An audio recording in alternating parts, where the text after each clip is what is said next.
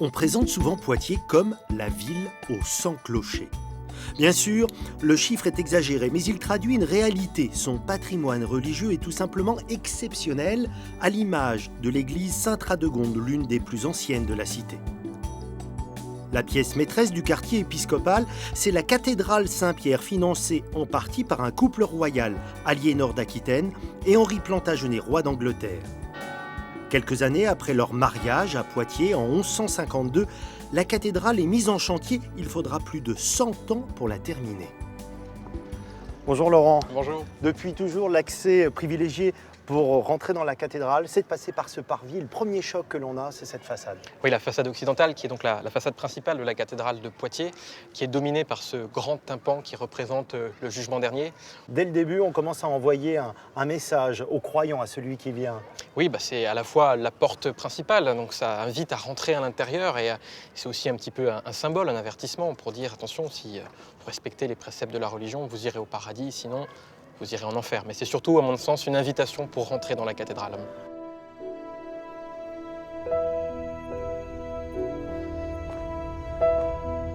Ah oui, d'accord. J'ignore si aujourd'hui on a la même sensation qu'au Moyen-Âge, mais on est saisi par les dimensions, l'ampleur. Oui, c'est ce qui est assez caractéristique dans la cathédrale de Poitiers, c'est cette architecture d'église-halle, c'est-à-dire une église dont les bas-côtés sont pratiquement aussi hauts que la nef principale. Donc en termes de dimension, le vaisseau mesure une centaine de mètres de longueur à l'intérieur, les bas-côtés 24 mètres et la nef centrale une trentaine de mètres donc sous clé de voûte.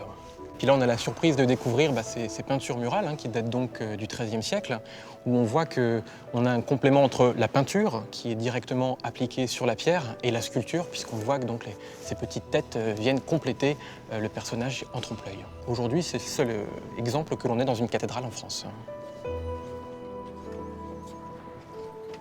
Laurent, conservateur de la cathédrale Saint-Pierre, en connaît tous les secrets, les parties inaccessibles au public.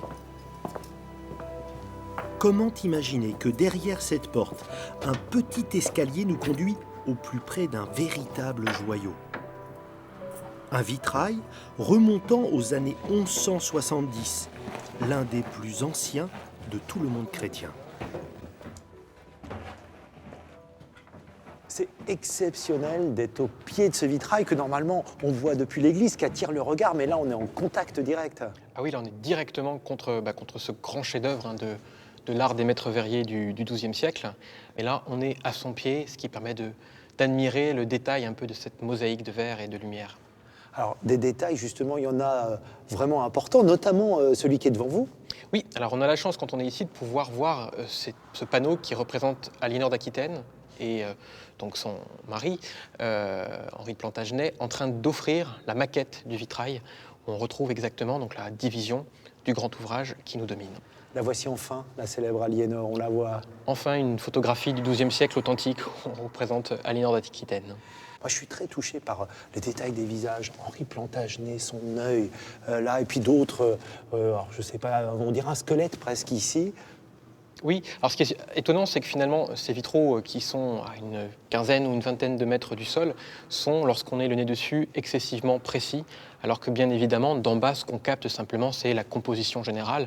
C'est sans aucun doute, pour le XIIe siècle, le plus grand conservé et un des mieux préservés dans ses dimensions et dans sa richesse chromatique.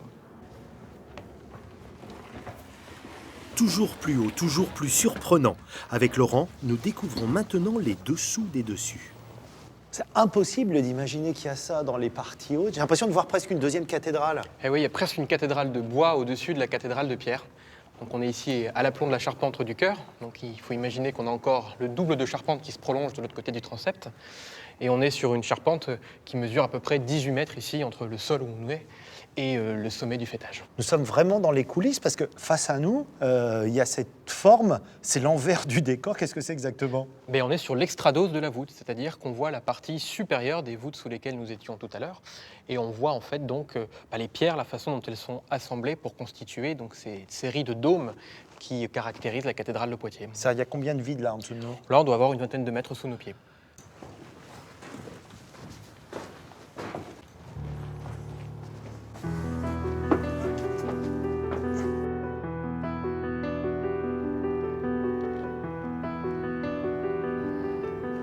les émotions vont crescendo. Là, on est au sommet de la cathédrale. Quelle vue!